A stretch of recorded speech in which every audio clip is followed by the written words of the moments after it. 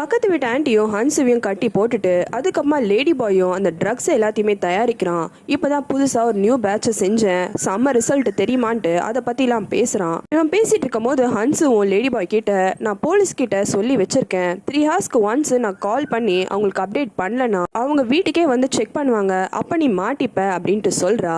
Lady பாயும் அதனால allow பண்றான். கால் பண்ண ஹன்சுவும் பார்க்கு கிட்ட தான் பேசுறா. நான் பத்திரமா தான் இருக்கேன், எனக்கு எந்த விஷயமுமே கிடையாது, நான் ஆல் ரைட்டா இருக்கேன்னு வேணுனே இந்த விஷயத்த அழுத்தி அழுத்தி சொல்றா. ஹான்ஸ் இப்படி திடீர்னு கால் பண்ணி அதுவும் அவ சேஃபா தான் இருக்கான்ற விஷயத்த அழுத்தி சொன்னோன்னே பார்க்கும் புரிஞ்சுக்கிறான் ஹன்ஸ் ஏதோ பிரச்சனை இருக்கா, கண்டிப்பா லேடி பாய் கூட இருக்கான்னு.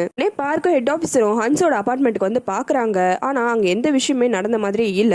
அதுக்கப்புறமா சிசிடிவி ரெக்கார்டிங்ஸ் எல்லாம் பார்க்கும் போது தான் தெரியுது பக்கத்துல இருக்கிற ஆன்டியோட வீட்டுல தான் இவங்க எல்லாம் இருக்காங்கன்னு. உடனே அடிச்சு பிடிச்சி ஆன்டியோட வீட்டை ஓபன் பண்ணி பார்த்தா அங்க வேற ஆன்டி மட்டும் தான் இருக்காங்க. இந்த லேடி பாய் ஹன்ஸ்வை வேற எங்கேயோ கூட்டிட்டு போயிட்டு இருக்கான். ஆனா அந்த இடத்துல எல்லா ட்ரக்ஸ் சப்ளையும் இருக்கிறத பார்த்து இவங்களுக்கு என்ன டவுட்னா, ஒருவேளை திரும்பி அந்த லெபார்ட்டரிக்கு கூட்டிட்டு போயிட்டானோன்னு இவங்க நினைச்ச மாதிரி லேடி பாய் ஹன்ஸ்வை அங்கதான் கூட்டிட்டு போயிருக்கான். அவங்க கிட்ட இருக்கிற எல்லா ட்ரக்ஸையும் மிக்ஸ் பண்ணி இப்பெல்லாம் பண்ணா செமையா இருக்கும் தெரியுமான்னு ஹன்ஸ் கிட்ட பேசிட்டே இருக்கான். ஆனா ஹன்ஸுவோ கையில கட்டி இருக்கிற ரோப்பை எப்படின்னா கழட்ட தான் ட்ரை பண்றா. அப்படியே லேடி பாய் கிட்டயும் ஹைஜீனை பத்தி ஏதோ ஒரு விஷயம் சொல்றேன்னு சொன்னி அந்த நோட்டு கூட என்ன விஷயம் அது அப்படின்ட்டு கேக்குறா. ஆனா லேடி பாயோ, நீ ஹாப்பி ஆனதுக்கு அப்புறமா தான் நான் சொல்லுவேன் அப்படின்ட்டு சொல்றான். சரி, எதுக்காக இந்த மாதிரி எல்லாரையும் கொலை பண்ணிட்டு இருக்கேன்ட்டு அடுத்தது கேக்குறா. அதுக்கு அவனும், ஹைஜீன் தான் என்கிட்ட சொன்னா அவளோட விஷ் அவ எப்பவுமே ஹாப்பியா இருக்கணும்னு, என்னால ஹைஜீனுக்கு பண்ண முடியல, அதனால தான் உனக்காக இந்த விஷயத்த நான் பண்றேன். சரி, இவ்வளவு பேசுறியே, நீ மட்டும் ஹாப்பியாவா இருக்க, அந்த ட்ரக்கை நீ போட்டுட்டு நீ கூட ஹாப்பியா இருக்கலாம்லன்ட்டு ஹன்சு கேக்குறா.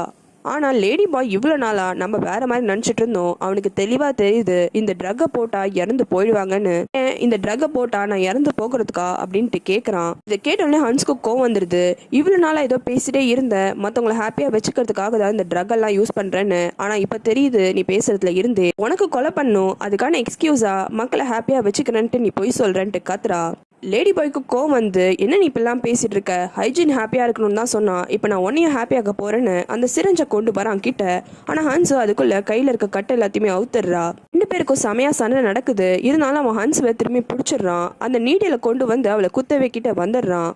தெய்வம் மாதிரி அந்த டைம்னு பார்த்து பார்க்கும் ஹெட் ஆஃபீஸரும் வந்துடுறாங்க. இதை கொஞ்சம் கூட லேடி பாய் எதிர்பார்க்கவே இல்லை.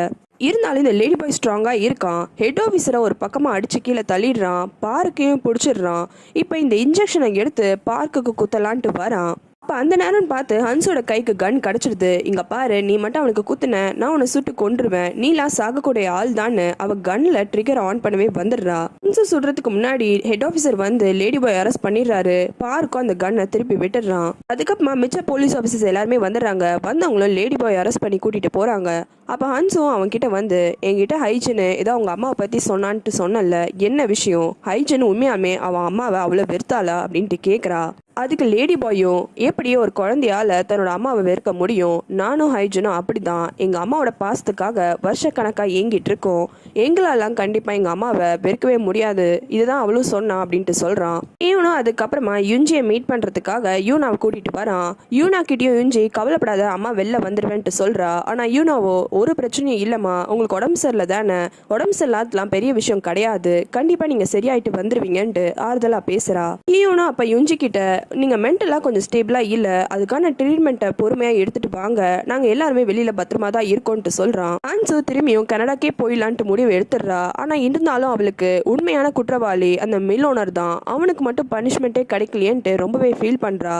போலீஸ் ஸ்டேஷன்ல இருக்க பார்க் கிட்ட ஒரு ஆள் வந்து ஒரு அப்ளிகேஷனை கொடுக்குறான். இந்த மாதிரி எனக்கு கன்னு வேணும், அதுக்கான அப்ளிகேஷனை சாங்ஷன் பண்ணி கொடுங்கன்ட்டு கேட்கறான். இப்ப பார்க்கு வந்த ஆளோட ஷூவை பார்த்துட்டு, ரொம்ப காஸ்ட்லியான ஷூவா இருக்கும் போல இருக்கே அப்படின்ட்டு கேட்கறான். அதுக்கு அந்த ஆளும், ஆமாங்க, நான் 2 வாட்டி வாங்கிட்டேன், முதல் வாட்டி வாங்கின ஷூவே கொஞ்சம் பிரச்சனை ஆயிடுச்சு, அதனால அதை தூக்கி போட்டுட்டு திரும்பியும் வாங்கியிருக்கேன் அப்படின்ட்டு சொல்றான். அதுக்கம்மா அவனோட ஃபார்மையும் கொடுக்குறான். இந்த வந்த ஆளு ஒரு ஃபிட்னஸ் சென்டர் தான் ரன் பண்ணிட்டு இருக்கான். அது எந்த ஃபிட்னஸ் சென்டர்னா, இப்ப இறந்து போன அந்த பெரிய பாஸோட ஃபிட்னஸ் சென்டர். அது மட்டும் இல்ல, பார்க்குக்கு அந்த ஷூவை பார்த்தோன்னே இன்னொரு விஷயம் ஞாபகத்துக்கு வருது.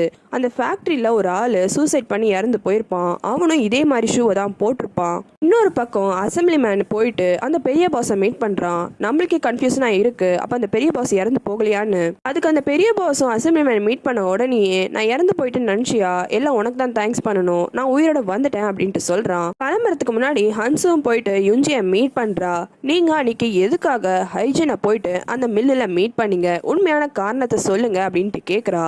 அதுக்கு யுஞ்சியும் ஹைஜீனை ஸ்டாப் பண்ணுறதுக்காக தான் அப்படின்ட்டு சொல்கிறா. ஆனால் ஹன்சுவோ உண்மையான காரணம் எல்லாமே நானே புரிஞ்சுக்கிட்டேன். எனக்கு தெரிஞ்சு அந்த மில்ல தான் உங்களுக்கு ஒரு விஷயம் நடந்திருக்கு. அதே விஷயம் ஹைஜீனுக்கு நடக்கக்கூடாதுன்னு ஒரு அம்மாவா தன்னோட குழந்தைய காப்பாற்ற தான் நீங்கள் ட்ரை பண்ணியிருக்கீங்க. அதே மாதிரி ஹைஜீன் கிட்ட அவளோட அப்பாவை பற்றி சொல்கிறதுக்கு முன்னாடியே நீங்கள் எப்படி கிட்னி டொனேஷன் பண்ணலான்ற விஷயத்தை எல்லாத்தையுமே பார்க்க ஆரம்பிச்சிட்டீங்க. எல்லாம் கேட்டு யுஞ்சி அழுவ ஆரம்பிச்சிடுறா. ஹைஜீனை கடைசியாக மீட் பண்ணும் போதும் ஹைஜீன் இதே தான் சொல்லியிருப்பா. சாரிம்மா, நான் உங்களுக்கு வந்து பிறந்துட்டேன். உங்கள் லைஃப்பில் நான் தான் மான்ஸ்டர். இனிமேல் நான் உங்களை வந்து டிஸ்டர்பே பண்ண மாட்டேன். நீங்கள் எனக்கு இது கொடுத்த லைஃபே போதும், நான் வரமா அப்படின்னு தான் கிளம்பியிருப்பா. ஹைஜீன் சரின்னு சொல்லிட்டு போனாலும் யுஞ்சியால தான் இந்த விஷயத்த தாங்கிக்க முடியல. அதனால தான் அவளே கிட்னியை டொனேட் பண்ணலான்ட்டு முன்னாடி வந்திருப்பா. கேட்ட ஹன்சுவும் அழுவ ஆரம்பிச்சிடுறா. நீங்கள் தான் ஹைஜீன் மேலே இவ்வளோ பாசமாக இருந்திருக்கீங்கல்ல, நீங்கள் மட்டும் அவளை பொண்ணா அரவணைச்சிருந்தீங்கன்னா அவள் எதுக்கு தேவையில்லாமல் அந்த மில் ஓனரை தேடி போக போறா அப்படின்ட்டு கேட்குறா. இல்லை, நான் அவளை பொண்ணா அக்செப்ட் பண்ணிக்க ஆரம்பிச்சேன்னு அவள் தெரிஞ்சுக்கிட்டானா ரொம்பவே பிரச்சனையாக போயிடும். அதனால தான் என்ன பண்ணுறதுன்னு தெரியாமல் நான் ஒரு பெரிய கன்ஃபியூஷனில் இருந்தேன்ட்டு சொல்றா. இருந்தாலும் நீங்க ஹைஜீன் கிட்ட சொல்லியிருக்கணும். அவளை அட்லீஸ்ட் நீங்க மான்ஸ்டரா பார்க்காம ஒரு மனுஷியா பார்த்தீங்கன்னு சொல்லியிருந்தீங்கன்னா கூட அவ ரொம்பவே சந்தோஷப்பட்டிருப்பா. அதே மாதிரி அவளை மான்ஸ்டர்னு நீங்க அடிக்கடி சொல்லிட்டே இருக்கீங்கல்ல, அவ மான்ஸ்டர்லாம் கிடையாது. என்னோட அப்பா அம்மாவோட பொண்ணு, என்னோட அக்கா, புரிஞ்சுக்கோங்க அப்படின்ட்டு அழுவுறா. யுஞ்சிக்கும் இந்த விஷயம் புரியுது, தலையாட்டுறா. பார்க்கும் ஹெட் ஆஃபீஸரும் இந்த கேஸை சக்சஸ்ஃபுல்லா முடிச்சதுனால அவங்களுக்கும் ப்ரமோஷன் கிடைக்குது. இதுக்காக ஒரு ஃபங்க்ஷனையும் வைக்கிறாங்க. அதுக்கப்புறமா தான் பார்க்குக்கு தெரிய வருது ஹன்சு ஊரை விட்டு கிளம்புறான்னு. இது தெரிஞ்சு அவனும் கொஞ்சம் ஃபீல் பண்றான். அந்த ரியல் ட்ரெஷர் பாக்ஸ் எங்க இருக்குன்னு யூனாவும் பாவும் உட்ஸ்ல தேடிட்டே இருக்காங்க. ஃபைனலா அவங்களுக்கு உண்மையான ட்ரெஷர் பாக்ஸும் கிடைக்குது. அதை கொண்டு வந்து ஹன்சு கிட்டையும் கொடுக்குறாங்க. ஹன்சுவும் அந்த என்வலப் ஓபன் பண்ணி பாக்குறா. அந்த என்வலப்ல அவ ஹைஜீன் அப்புறம் அவளோட அப்பா அம்மா இருக்கிற போட்டோஸ் தான் இருக்கு. சின்ன வயசுல எடுத்த போட்டோ, கூடவே இன்னொன்று போட்டோவும் இருக்கு. அது யூனாவும் யுஞ்சியும் இருக்கிற போட்டோ. அந்த டிராயிங் கிளாஸ் அப்போ யூனா ஒரு நாள் பெயிண்ட் பண்ணிட்டு இருப்பா. அப்ப பக்கத்துல யுஞ்சியும் வந்து நின்று ரெண்டு பேரும் ரொம்ப ஸ்வீட்டா பேசிட்டு இருப்பாங்க. அப்ப அங்க திடீர்னு வந்த ஹைஜீனும் இப்படி அம்மாவும் பொண்ணும் பாசமா இருக்கிறத பார்த்துட்டு ஹைஜீன் தான் அந்த போட்டோவையும் எடுத்திருப்பா. இந்த போட்டோவை பார்த்து ஹன்சுவும் கண் கலங்கி நிக்கிறா. இதோட அகிரா சீக்ரெட் சீரீஸும் முடியுது. உங்களுக்கு வேற சீரீஸ் பார்க்கணும்னா கமெண்ட்ல சொல்லுங்க.